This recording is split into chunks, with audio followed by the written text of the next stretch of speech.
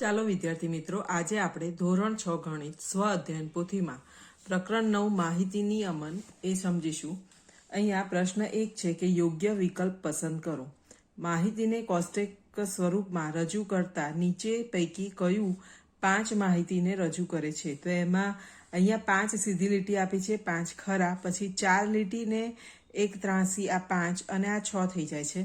પણ આ ડી છે એ સાચું છે। 5ને આ રીતે રજૂ કરાય કે 4 સીધી લીટી અને 1 ત્રાસી એટલે 5 લીટી થાય છે। પછી છે માહિતીને કોષ્ટક સ્વરૂપમાં રજૂ કરતા નીચેના પૈકી કયું 7 માહિતીને રજૂ કરે છે? તો 5 એટલે આવું અને બીજી 2, તો અહીંયા 5 અને 2 એટલે આ સી છે એ સાચો જવાબ છે। તો અહીંયા આપણે ખરાની નિશાની કરીશું।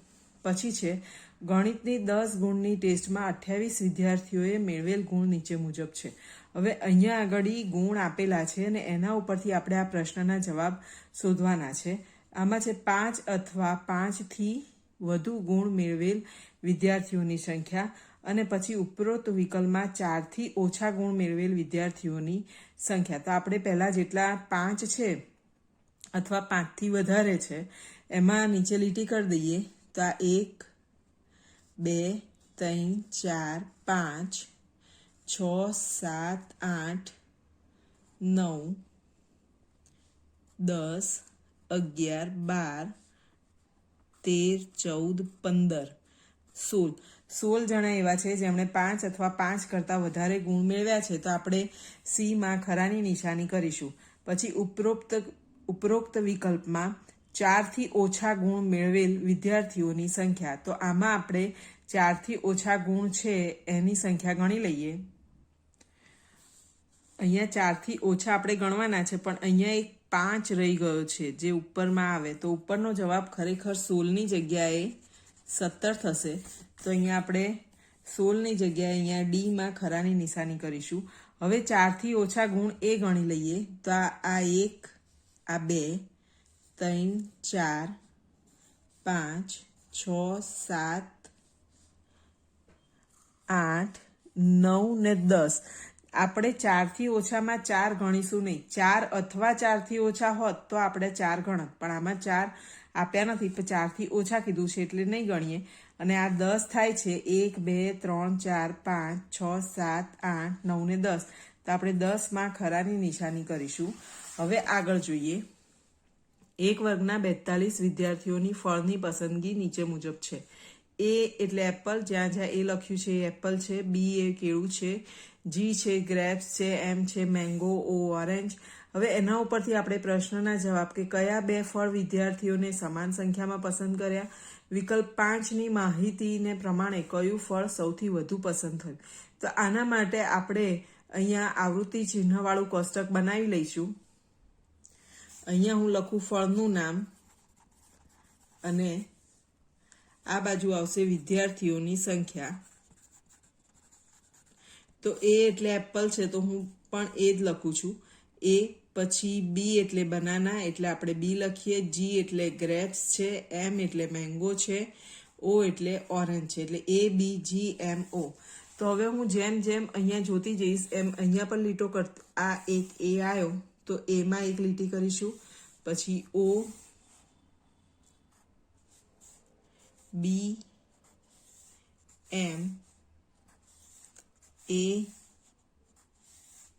જી, બી, જી, એ, જી, એ, ઓ,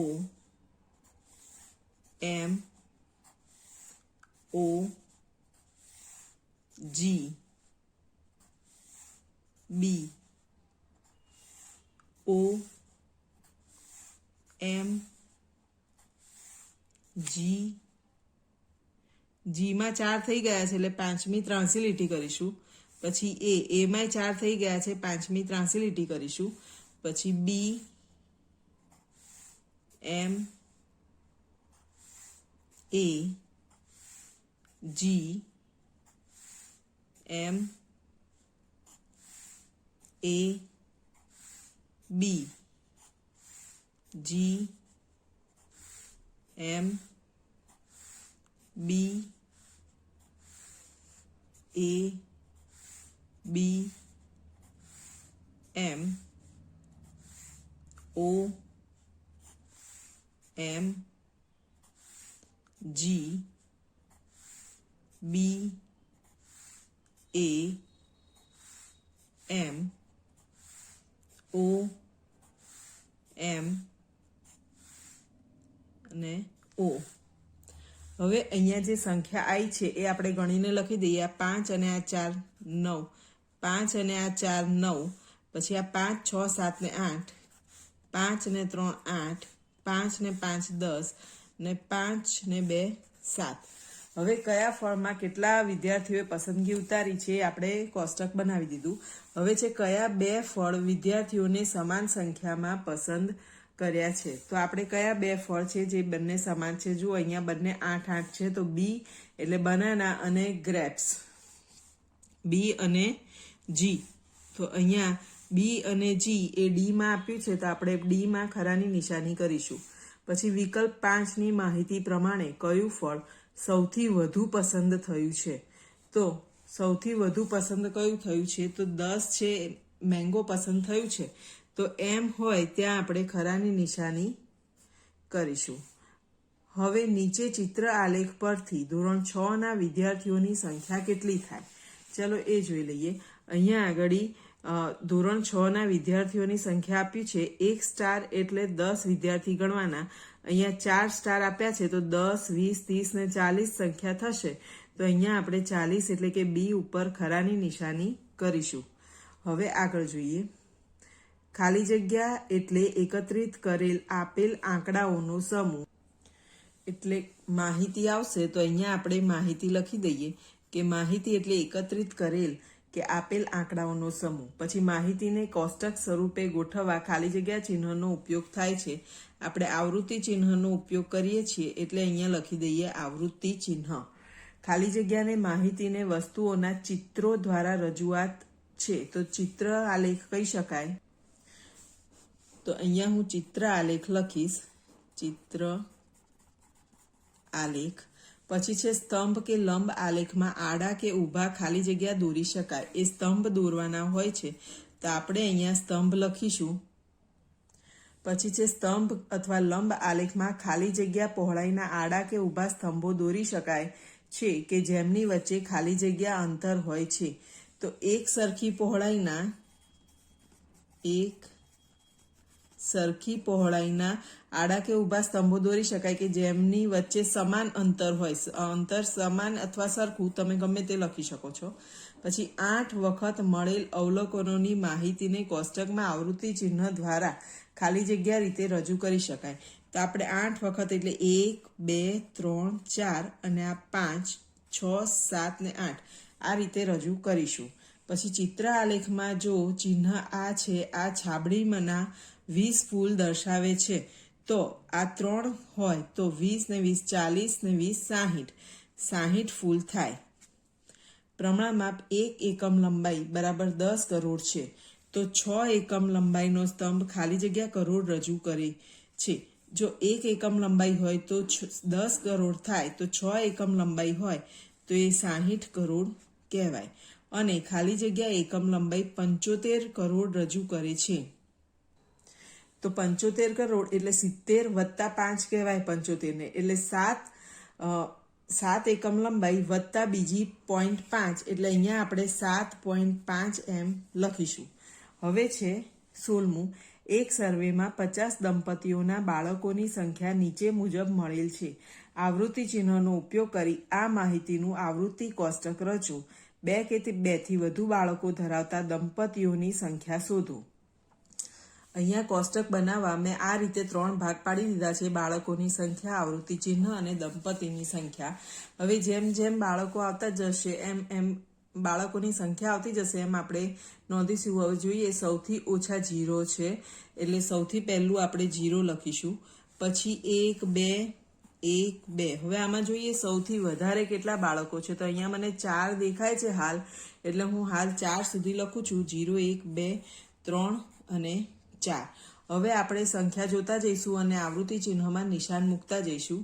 એક એક એટલે એકમાં બે, પછી બે, એક એક એક, એક એક એક, 3 વાર નિશાન કર્યું હતું, પછી બે, પછી એક, બે, એક, 0, એક એક, 2 3, 2 3, 1 2 3, 1 2 3, 1 2 1, 1 2 1, 2 3 1, 2 3 1, 0 2 1, 0 2 1, 0 2 1, 0 2 1, 2 1 2,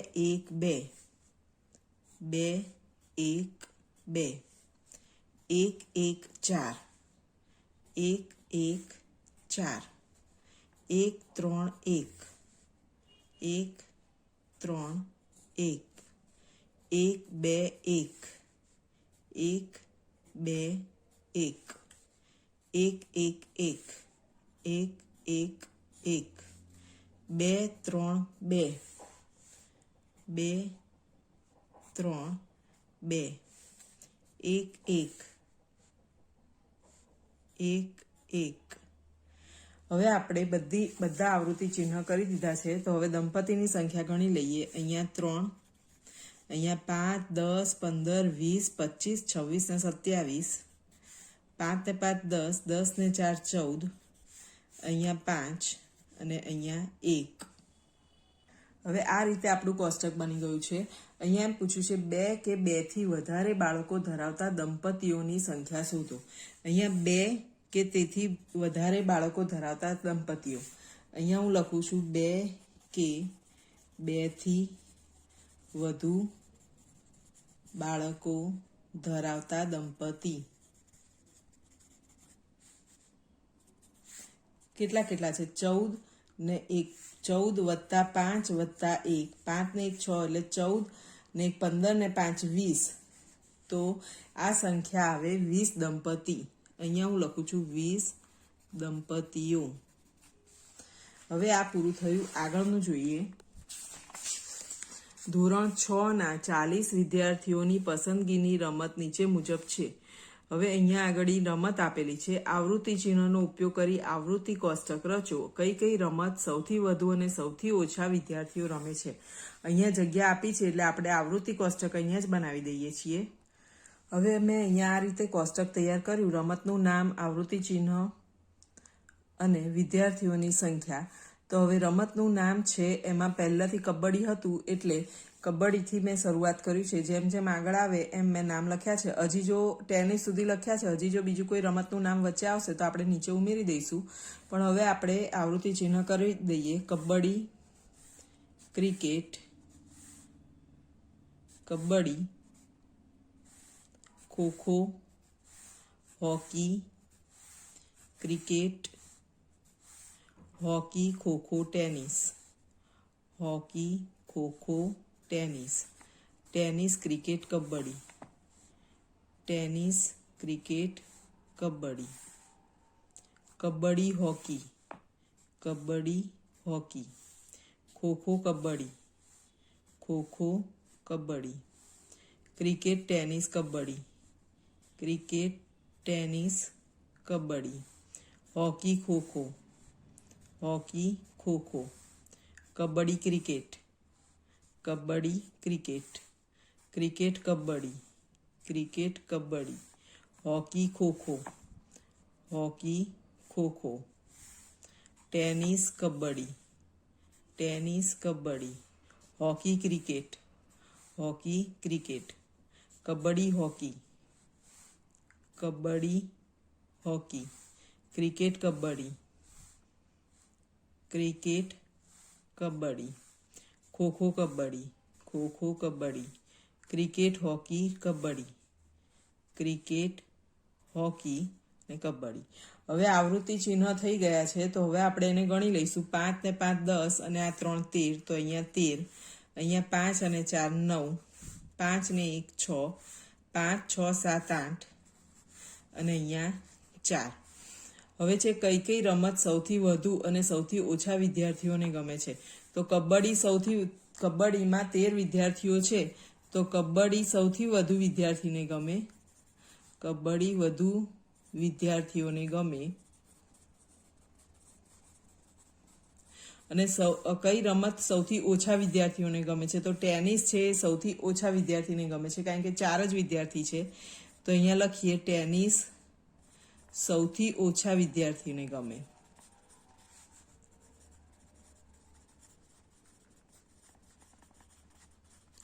હવે આગળ જોઈએ. ધોરણ 6 ના વિદ્યાર્થીઓને શાળામાં નીચેની સામગ્રીઓમાંથી બનતી વિવિધ વસ્તુઓની સંખ્યાઓ ગણવાનું કામ સોંપવામાં આવ્યું. તેમના દ્વારા એકત્રિત કરેલ માહિતી નીચે મુજબ છે. હવે આ રીતે આવું નિશાન હોય એટલે 20 વસ્તુ થાય. તો અહીંયા આગળ આવૃત્તિ નિશાન આપેલા છે ચિત્ર આલેખની જેમ.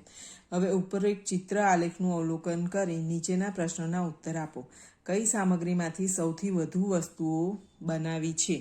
તો અહીંયા જુઓ, ધાતુમાંથી સૌથી વધુ વસ્તુ બનાવી છે, તો અહીંયા આપણે લખી દઈએ ધાતુ. કઈ સામગ્રીમાંથી સૌથી ઓછી વસ્તુઓ બનાવી છે.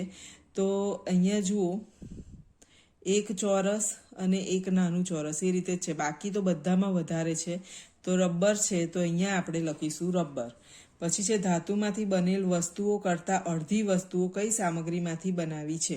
પહેલાં હવે આ ગણવા માટે આપણે આ બધી વસ્તુઓ છે તો સામે ગણિત. જો આના 20 હોય, 4 ખાનાના 20 હોય, તો આના 10, તો 20 ને 10 આ 30 થશે. એવી રીતે 20 અને 20 40 થશે. 20 ને 20 40 અને આ 10 50 થશે.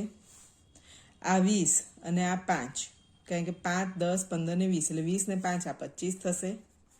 પછી આ 20 ને 10 30 ને 5 35 થશે. હવે બધાની સંખ્યા આપણે લખી દીધી છે. તો એના ઉપરથી જોઈએ કે ધાતુમાંથી બનેલ વસ્તુ કરતાં અડધી વસ્તુઓ કઈ સામગ્રીમાંથી બને. તો ધાતુના 50 છે, તો અડધી 25 થાય, તો એ રબર છે. તો આપણે અહીંયા લખીશું રબર. વિદ્યાર્થીઓ દ્વારા ગણવામાં આવેલ કુલ વસ્તુઓ કેટલી છે. તો અહીંયા આગળ આપણે આ કુલ વસ્તુઓ છે એનો સરવાળો કરી દઈએ. 5 ને 5 10 ની શૂન, વધી 1 3 ને 1 4 ને 4 8 ને 4 12 ને 1 13 14 15 16 17 18. તો 180 વસ્તુ આવી, તો અહીં 180 લખી દઉં છું. હવે આગળ જોઈએ. છત્તીસગઢ રાજ્યના કેટલાક જિલ્લાઓના વિસ્તાર ચોરસ કિલોમીટરમાં ચિત્ર આલેખ દ્વારા દર્શાવેલ છે. અહીંયા આગળ ચિત્ર આલેખમાં દર્શાવેલા છે. હવે કોરિયા જિલ્લાનો વિસ્તાર શું છે. તો જુઓ, અહીંયા કોરિયા અહીંયા આપેલું છે.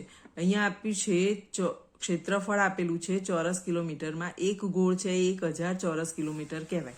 તો પહેલાં આપણે અહીંયા અંકમાં લખી જ દઈએ. જુઓ, આ 1000 2000 3000 4000 5000 6000 અને આ અડધું છે એટલે 6500 આપણે ગણીશું. તો અહીંયા હું લખી દઉં 6500 ચોરસ કિલોમીટર. પછી આ 1 2 3 4 5 6 ને 7 છે, તો આ 7000 ચોરસ કિલોમીટર કહેવાશે. પછી આ 1 2 3 4 5 6 છે, તો આ 6000 ચોરસ કિલોમીટર વિસ્તાર થશે. આનો 1 2 3 4 ને 5, આનો વિસ્તાર 5000 ચોરસ કિલોમીટર થશે. 1 2 3 4, આનો વિસ્તાર 4000 ચોરસ કિલોમીટર થશે.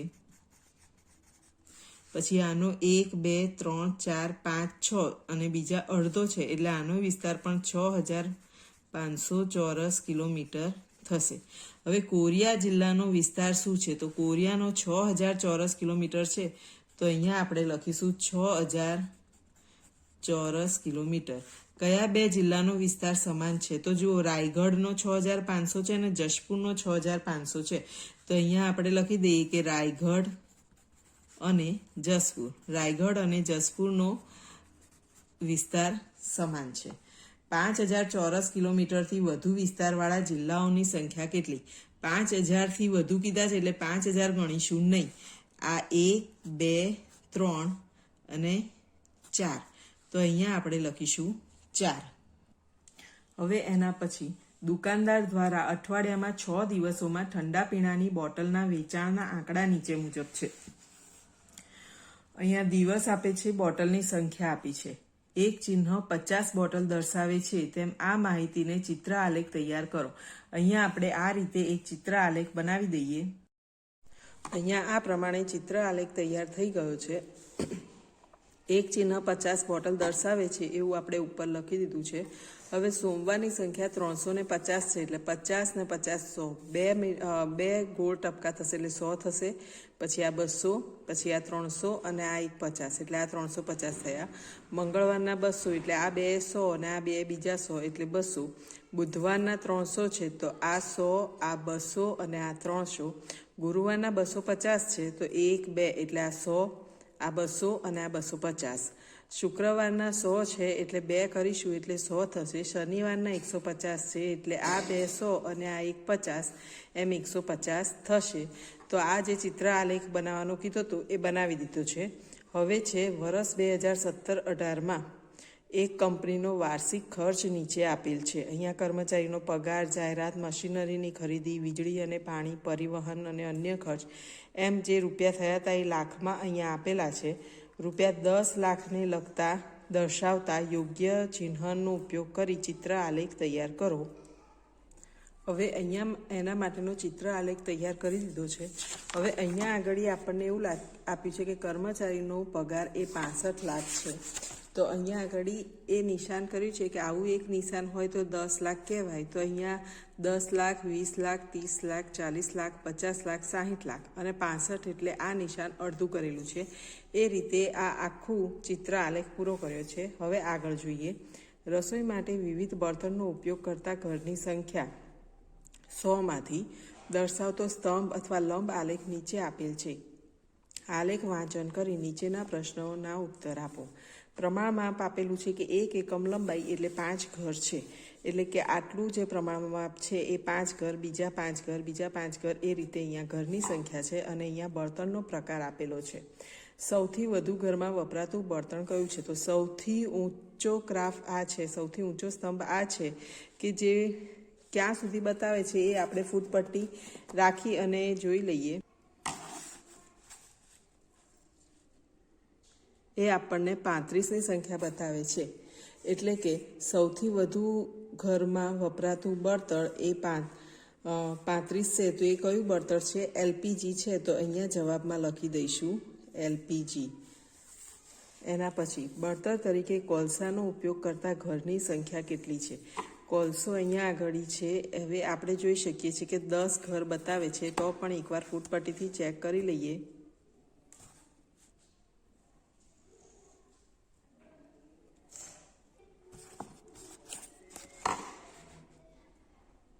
આપણે જોઈ શકીએ છીએ કે 10 છે એટલે અહીંયા લખીએ કે બળતણ તરીકે કોલસાનો ઉપયોગ કરતા ઘરની સંખ્યા 10 છે.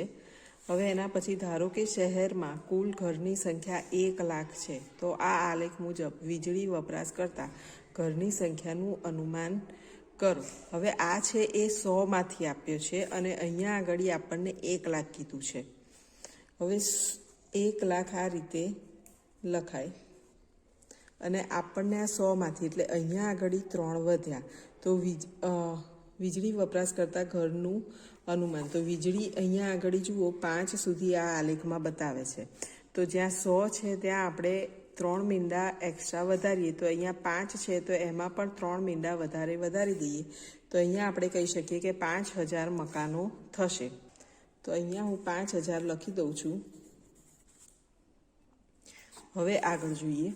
ભારતમાં કેટલાક નેશનલ હાઈવેની અંદાજિત લંબાઈ કિલોમીટરમાં દર્શાવતો સ્તંભ અથવા લંબ આલેખ નીચે દર્શાવેલ છે.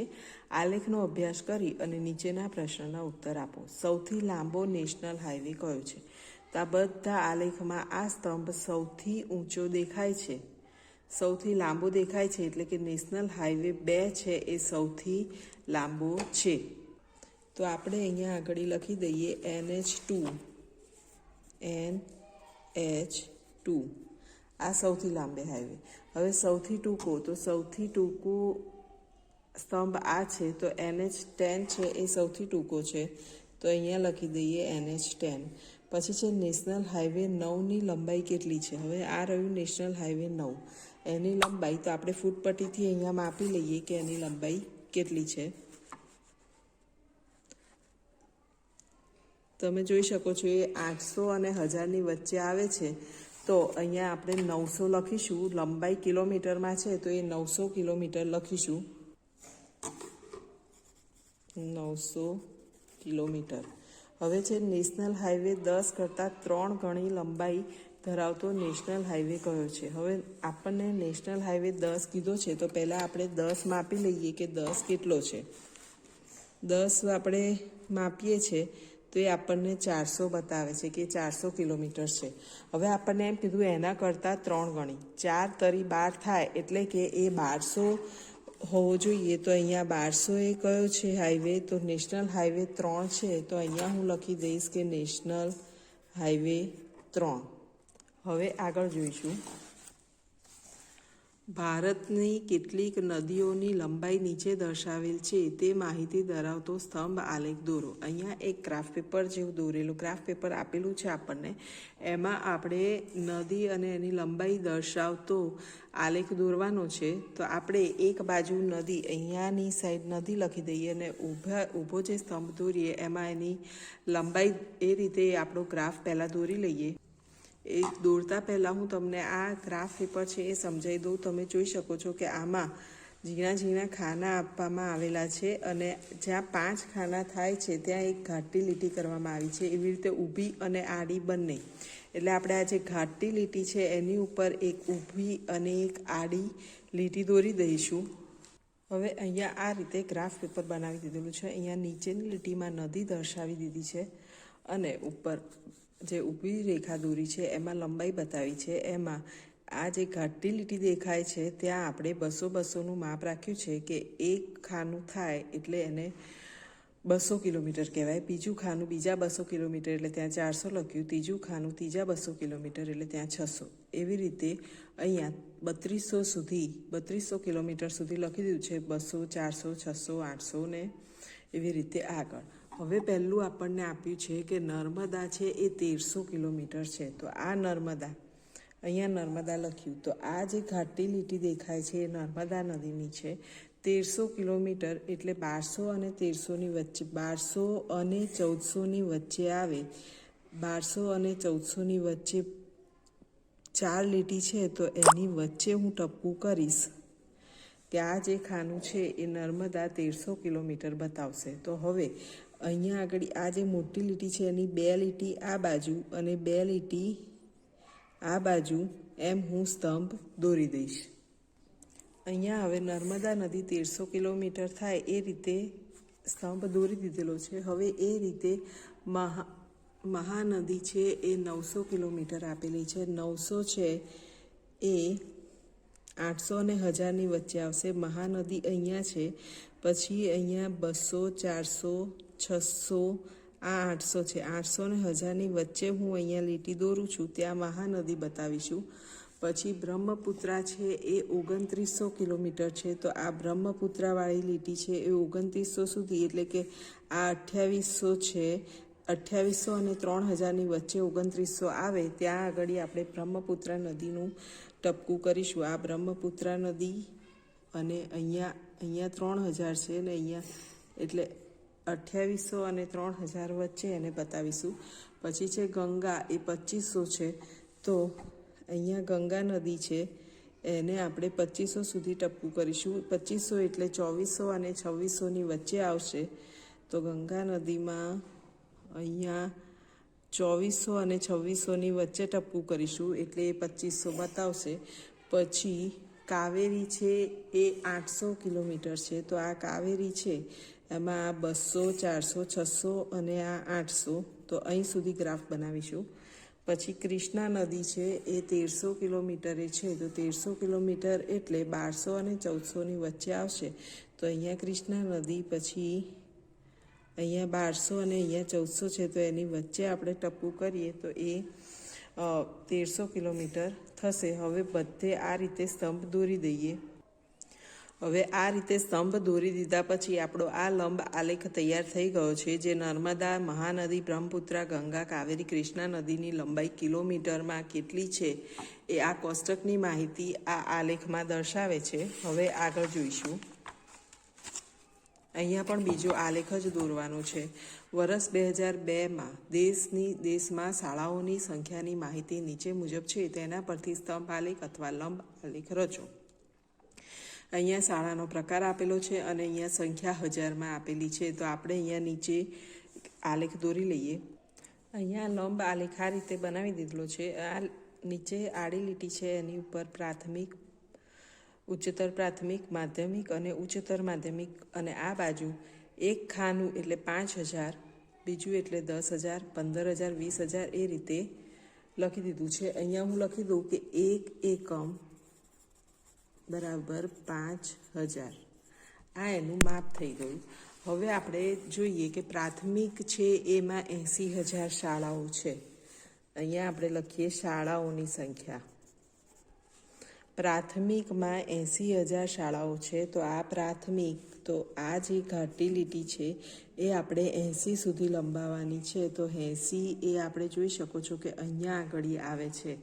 તો અહીંયા હું ટપકું કરું છું કે આ જે સ્તંભ છે, પ્રાથમિકનો સ્તંભ, એ આપણે અહીંયા સુધી દોરીશું. પછી ઉચ્ચતર પ્રાથમિક છે એ 55 છે. તો ઉચ્ચતર પ્રાથમિકનો સ્તંભ આપણે 55 સુધી લંબાઈશું. તો અહીંયાથી અહીંયા 55 આવે છે. તો અહીંયા હું આ 55 છે અને આ ઉચ્ચતર માધ્યમિક છે, તો ત્યાં હું ટપકું કરી દઈશ. પછી છે માધ્યમિકના 30 છે. તો આ માધ્યમિક છે અને અહીંયા આગળ લંબાવતા અહીંયા 30 આવે છે. અહીંયા માધ્યમિક અને અહીંયા 30 આવે છે. તો હું અહીંયા ટપકું કરી દઈશ. પછી ઉચ્ચતર માધ્યમિક જોઈએ તો ઉચ્ચતર માધ્યમિક 20 છે. અહીંયા ઉચ્ચતર માધ્યમિકની લીટી 5, 10, 15 ને 20, અહીંયા આગળ 20 આવે છે. તો ત્યાં ટપકું કરી દઈશ. હવે આ જે ટપકા છે એ પ્રમાણે બધા સ્તંભ બનાવી દઈશું. અહીંયા આ રીતે બધા સ્તંભ દોરી દીધેલા છે. હવે ગ્રાફ પેપરમાં સ્તંભ દોર્યા એ ઘણા આછા દેખાતા હતા, એટલે એને આ રીતે મેં આખા ડાર્ક કરી દીધા છે. જો તમે ઈચ્છો તો કોઈ ડિઝાઇન પણ અંદર બનાવી શકો છો. તો આના ઘાટા કરવાના હિસાબે એ સ્પષ્ટ જોઈ શકાય. હવે આગળ જોઈ લઈએ. યોગ્ય વિકલ્પ પસંદ કરો. એમાં પહેલું છે માહિતીને કોષ્ટક સ્વરૂપમાં રજૂ કરતા નીચેના પૈકી કયું 12 માહિતીને રજૂ કરે છે? તો જુઓ, આમાં જોઈએ તો આ 5, આ 5, 10 અને આ 2, 12, એટલે આ D છે એ સાચો જવાબ છે. તો એમાં આપણે ખરાની નિશાની કરીશું. નીચેના સ્તંભ અથવા લંબ આલેખમાં શહેરના વિવિધ ભાષાઓ બોલતા વ્યક્તિઓની સંખ્યા દર્શાવે છે. તેને આધારે વિકલ્પ 2 અને 3ના ઉત્તર આપો. સૌથી વધારે લોકો દ્વારા બોલાતી ભાષા કઈ છે? તો એમાં આપણે જોઈ શકીએ છીએ આ સૌથી લાંબો સ્તંભ છે જે ગુજરાતીનો છે. તો આપણે ગુજરાતીમાં C-માં ખરાની નિશાની કરીશું. અંગ્રેજી ભાષા કરતાં કેટલા વધુ લોકો હિન્દી ભાષા બોલે છે? હવે તો પહેલાં આપણે અંગ્રેજી શોધવું પડે કે અંગ્રેજી ભાષા કેટલા લોકો બોલે છે. તો 600. તો અંગ્રેજીમાં હું અહીંયા 600 લખું. પછી પૂછ્યું છે અંગ્રેજી ભાષા કરતાં કેટલા વધુ લોકો હિન્દી બોલે છે. તો આપણે હિન્દીનો સ્તંભ 1000 છે. તો હિન્દીમાં અંદર હું 1000 લખું. આપણને એવું પૂછ્યું છે અંગ્રેજી ભાષા કરતાં કેટલા વધુ લોકો હિન્દી બોલે છે. તો આના કરતાં આ કેટલા વધારે છે? તો 1000માંથી આપણે 600 બાદ કરીશું તો જવાબ મળશે 400. એટલે આપણે C-માં 400 C તો 4000 છે. એટલે આ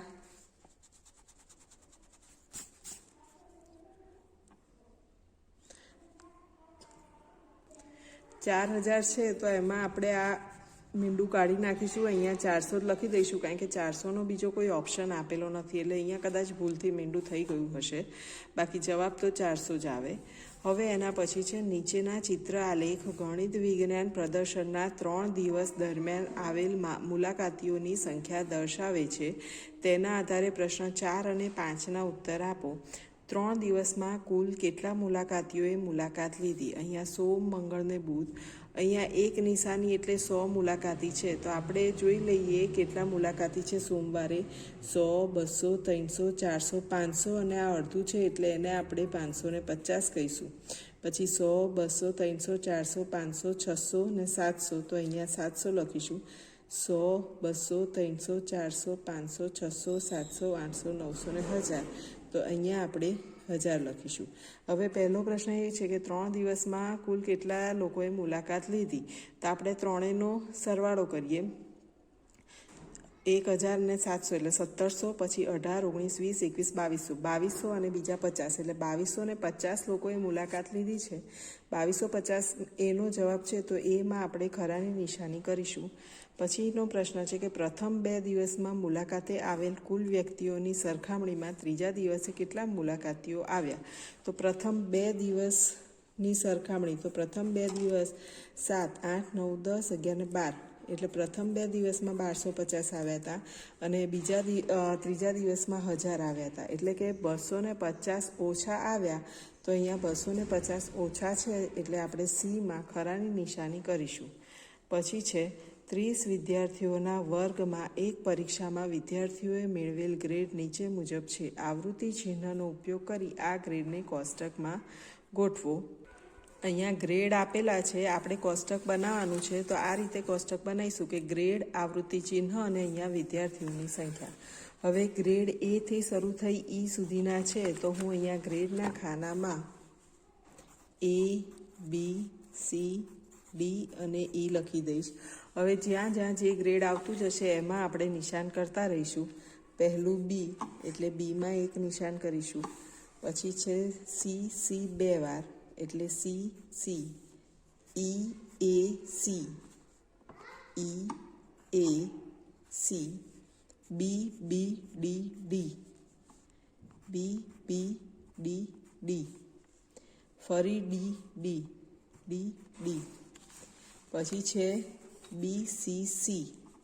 તો B, C, C, C, A, C, C, A, C, B, E, A, B, E, A,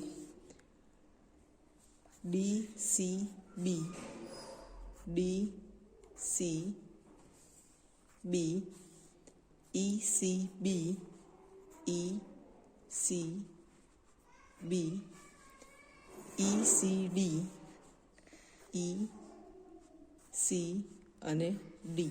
હવે આપણે જોઈ શકીએ છીએ કે આ બધા જ નિશાન થઈ ગયા છે. તો હવે કયા ગ્રેડમાં કેટલા વિદ્યાર્થીઓની સંખ્યા છે એ લખી દઈએ. એમાં 3, બીમાં 5 અને 2 7,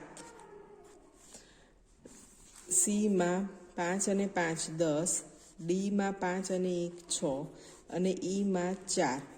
તો અહીંયા આપણે વિદ્યાર્થીઓની સંખ્યા લખી દીધી છે. તો આમાં આપણે ગ્રેડ અને એમાં કેટલા વિદ્યાર્થીઓ કયો ગ્રેડ મેળવ્યો એનું જે આવૃત્તિ ચિહ્નનું કોષ્ટક બનાવવાનું હતું એ બનાવી દીધું. હવે આપણે આગળ જોઈએ. શાળાના ધોરણ 6 થી 8ના વિદ્યાર્થીઓના પ્રિય વિષય અંગે એક સર્વે કરવામાં આવ્યો. આ માહિતી નીચેના ચિત્ર આલેખમાં દર્શાવી છે. અહીંયા વિષય છે, અહીંયા વિદ્યાર્થીઓની સંખ્યા છે. આવી એક નિશાની એટલે 50 વિદ્યાર્થીઓને ગણવાના છે.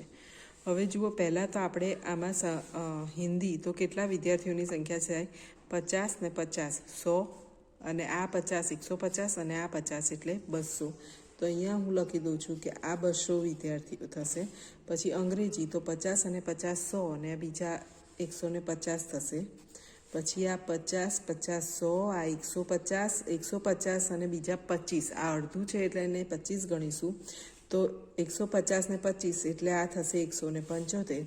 પછી આ 50 અને 50 એટલે આ 100 થશે. આ 50 અને અડધું એટલે આ 50 ને 25 એટલે 75 થશે. હવે આપણે પ્રશ્નના જવાબ લખીએ. કયો વિષય વિદ્યાર્થીઓને સૌથી વધુ પ્રિય છે?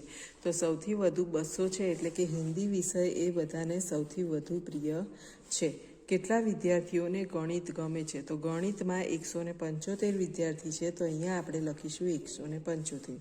ગણિત અને વિજ્ઞાન સિવાયના વિષય પ્રિય હોય તેવા કેટલા વિદ્યાર્થીઓ છે? તો આપણે ગણિત અને વિજ્ઞાન એ બે કાઢી ગણિત અને વિજ્ઞાન સિવાયના વિષય પ્રિય હોય તેવા કેટલા વિદ્યાર્થી છે? તો બીજા જેટલા વિદ્યાર્થીઓ છે એમનો સરવાળો કરીશું કે 200 અને 100, 300, એટલે આ બેનો સરવાળો 350 થાય અને બીજા આ 75 ઉમેરીએ અંદર, એટલે 5, 7, 8, 9, 10, 11, 12, 12નો બગડો વધી 1, 3 ને 1 4, એટલે એ 425 વિદ્યાર્થી આવે.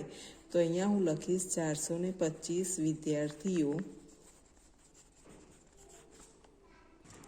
હવે આગળ જોઈએ. 8મું છે, એક શહેરમાં 5 ભાષામાં બહાર પડતા વર્તમાનપત્રની સંખ્યા નીચે પ્રમાણે છે. એક ચિહ્ન બરાબર 1000 વર્તમાનપત્ર દર્શાવે તેમ ઉપરોક્ત માહિતીનો ચિત્ર આલેખ તૈયાર કરો. હવે આપણે ચિત્ર આલેખ તૈયાર કરવાનો છે. તો અહીંયા પહેલાં ભાષા છે, તો હું અહીંયા ભાષા લખું. હવે ભાષા કઈ કઈ છે? તો અંગ્રેજી, હિન્દી, તમિલ, પંજાબી અને ગુજરાતી. તો અહીંયા નીચે બધી ભાષા લખી દઉં કે અંગ્રેજી, હિન્દી, તમિલ, પંજાબી અને ગુજરાતી. અને અહીંયા આડું છે ત્યાં આગળ આપણે વર્તમાનપત્રની સંખ્યા લખીએ. વર્તમાનપત્રની સંખ્યા એક ગોળ કરીશું બરાબર 1000 વર્તમાનપત્ર. અહીંયા તમે ગોળ, ચોરસ, ત્રિકોણ કોઈ બી નિશાની લઈ શકો છો. હવે આનું હું કોષ્ટક બનાવી લઉં. હવે અહીંયા કોષ્ટક આપણે બનાવી દીધું છે. તો હવે અંગ્રેજીમાં વર્તમાનપત્રની સંખ્યા 5000 છે. તો અહીંયા એક ગોળ એટલે 1000 થાય. તો અંગ્રેજીમાં 1000, 2000, 3000, 4000 ને 5000. પછી હિન્દીમાં 8500 છે. તો આ 1000, 2000, 3000, 4000, 5000, 6000, 7000, 8000. હવે બીજા 500 છે એ દર્શાવવા હું ગોળ છે એ અડધું દોરીશ. તમિલ છે એમાં 500 છે એટલે એ પણ ગોળ આપણે અડધું જ દોરીશું.